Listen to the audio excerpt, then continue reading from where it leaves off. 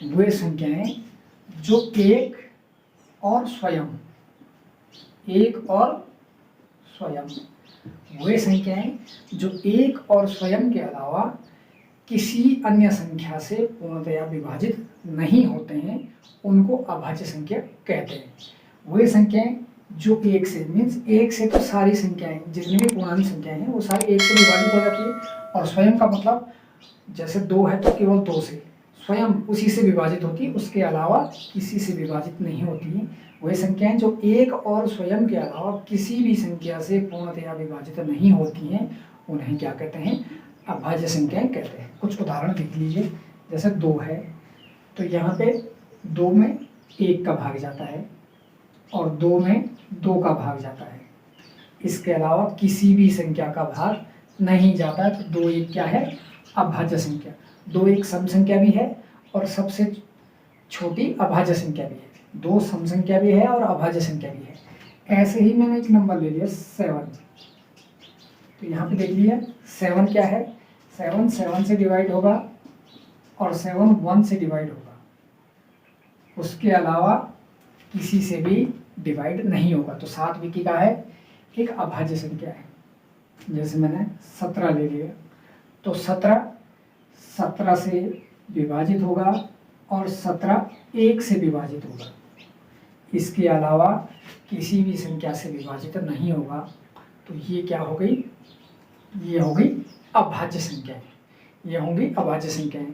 जो संख्या किसी अन्य से हो जाएगी तो वो भाज्य हो जाएगा। जैसे मैंने लिखा 6, तो 6 यहाँ पे 6 से भी विभाजित होती है, 6 यहाँ पे 2 से भी विभाजित होती है, 6 यहाँ पे 3 से भी विभाजित होते हैं, 6 यहाँ पे 1 से भी विभाजित होती है, तो ये भाज्य संख्या हो गई, ये भाज्य संख्या हो गई जो अन्य से भी विभाजित होती है। लेकिन जो स्वयं और 1 से विभाजित होगी उसके अलावा किसी से नहीं, तो वो क्या होगी? अभाज्य संख्या होगी। अब हम बात करते हैं अभाज्य गुणनखंड की। अब अभाज्य गुणनखंड कैसे निकालेंगे किसी संख्या के? तो देखिए, अभाज्य गुणनखंड निकालने के लिए हमको अभाज्य संख्याओं का ज्ञान होना जरूरी है। और एक नंबर लिखा मैंने 18, इसके हमको अभाज्य गुणनखंड निकालना है। तो देखिए, मैंने 18 के गुणनखंड निकाले, इसका गुणनखंड ये भी हो सकता है,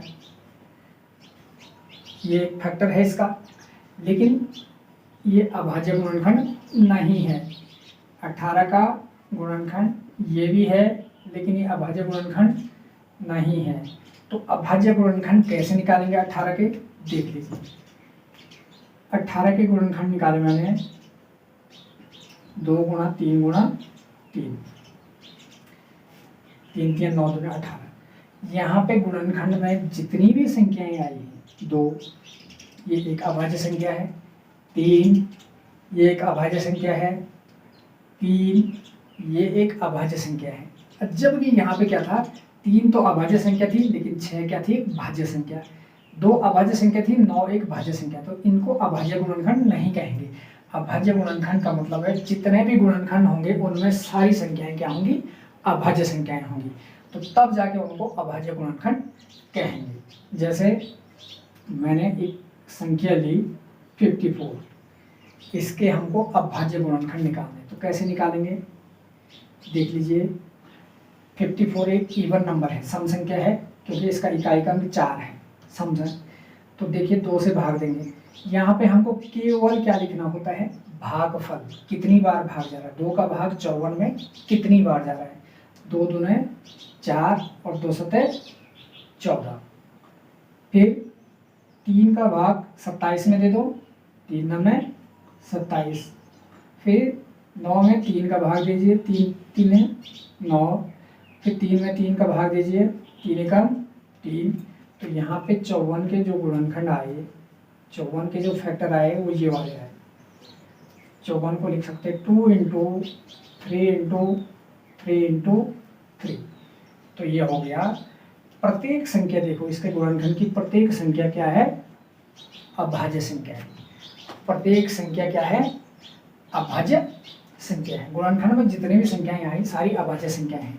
एक संख्या और लिख लो 256, इसके हमको प्राइम फैक्टर निकालने हैं, अभाज्य गुणनखंड निकालने। तो एक सम संख्या है, 2 से भाग दे दीजिए, 2 एकम 2 2 दूने 4 और 2 8 16। फिर सम संख्या है, 2 से भाग जाएगा, 2 छक्के 12, 2 चौको 8।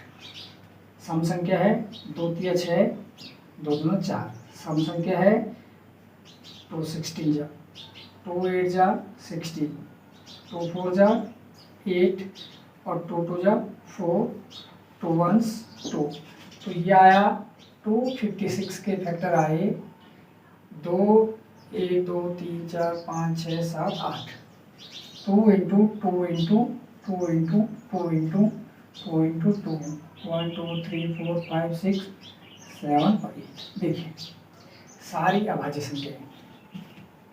तो ये है अभाज्य गुणनखंड। एक और संख्या ले लेते हैं, 98 के निकालने हो, कैसे निकालेंगे?